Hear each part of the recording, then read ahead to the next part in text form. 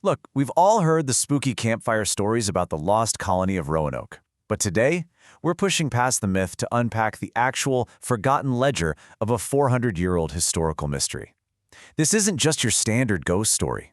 It's a deep investigation into survival, intense isolation, and an erasure so incredibly complete that it literally still baffles experts today. We're going to examine the specific clues left behind, and I promise you, by the end of this, the evidence is going to leave you with way more questions than answers. Let's dive in. Imagine this. Exactly 115. That is the exact number of men, women, and children left behind in the incredibly harsh Carolina wilderness. We're talking about entire families who crossed the Atlantic back in 1587 with this profound hope of building a permanent community. But they arrived to a pretty stark reality. Food was super limited, supplies were scarce, and their very survival depended entirely on shipments coming all the way from England. Now, faced with those rapidly worsening conditions, the colony's governor, John White, had to make an absolutely agonizing choice. He agreed to sail back to England for desperately needed supplies, promising them a really swift return. But fate had other plans. That supposedly quick trip mutated into a desperate 3-year delay, leaving those stranded colonists just waiting and watching the horizon. And here's the chilling reality. When that rescue mission finally stepped back ashore in 1590, what did they find? Zero. Zero bodies, zero graves, and absolutely zero signs of life. Governor White was fully expecting to find hungry, desperate colonists. Instead, he found this eerie, impossible silence. Every single person had just vanished. So let's get right into part 1, the empty colony, a silent return. Okay, so picture Governor White stepping onto the island. The buildings were completely intact.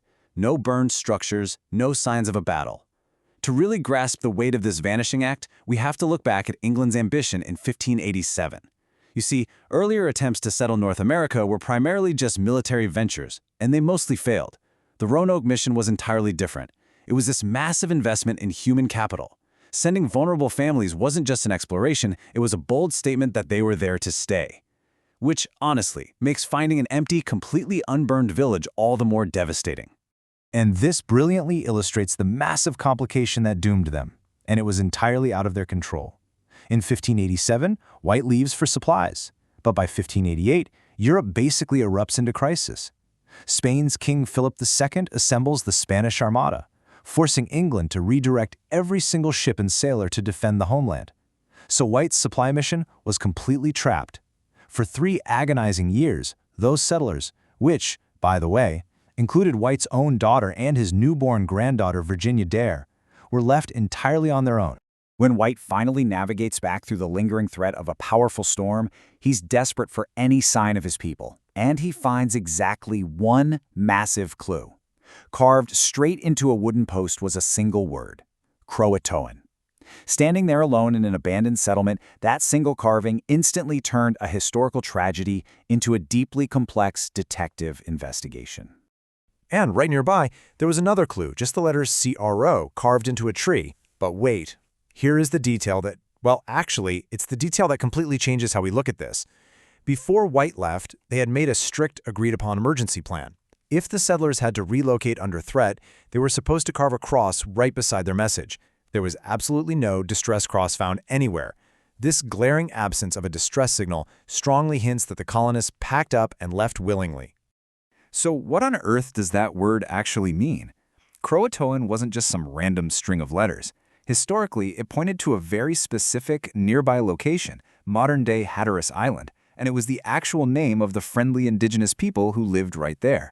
Faced with extreme isolation and a governor who probably seemed like he was never coming back, the settlers might have made a totally pragmatic choice to just go seek help from a friendly community. Which brings us right to part 2, the unsolved theories, investigating the clues. Since history hasn't given us a definitive answer, we have to lean on the circumstantial evidence. Our first major theory? Peaceful integration. If they abandoned the colony just to survive, they very likely joined the CROATOAN people. What's really fascinating about this is that later historical accounts actually describe local indigenous communities in that exact region displaying highly unusual European features, like gray eyes, and even using some English vocabulary. It paints a really compelling picture of stranded people blending seamlessly into local society over generations. But, as impartial investigators of this history, we absolutely have to examine the other leading suspects.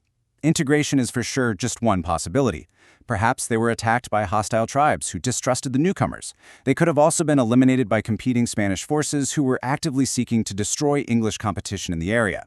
It's also entirely possible that a rapid, localized disease just wiped out the settlement. Or, faced with impossible odds, the leadership might have fractured, splitting those 115 settlers into smaller splinter groups just to increase their odds of survival. And actually, there's some solid physical evidence supporting the idea that they didn't just stay put. Recent archaeological digs have uncovered displaced English artifacts way inland, far away from Roanoke Island. We're talking about 16th century tools, distinct pottery fragments, and various metal objects. These findings strongly suggest that at least a portion of the colony packed up whatever they could physically carry and fractured deep into the continent. Yet somehow, every new discovery just seems to raise a totally new question. So that leaves us with the ultimate question. We are essentially staring at a 400-year-old blank page. Over 100 people crossed an entire ocean seeking a new beginning, and they vanished without a single final message, leaving behind only the word CROATOAN. Did they assimilate and find a new family? Did they scatter inland and just slowly fade away? Or did they perish in the incredibly harsh reality of the New World? Think about what you would have done in their shoes. Will history ever definitively reveal the truth behind the lost colony, or is this destined to remain a ghost story that sits forever in the shadows between fact and legend? Thank you so much for joining me for this explainer. Keep asking those big questions, and as always, keep exploring the past.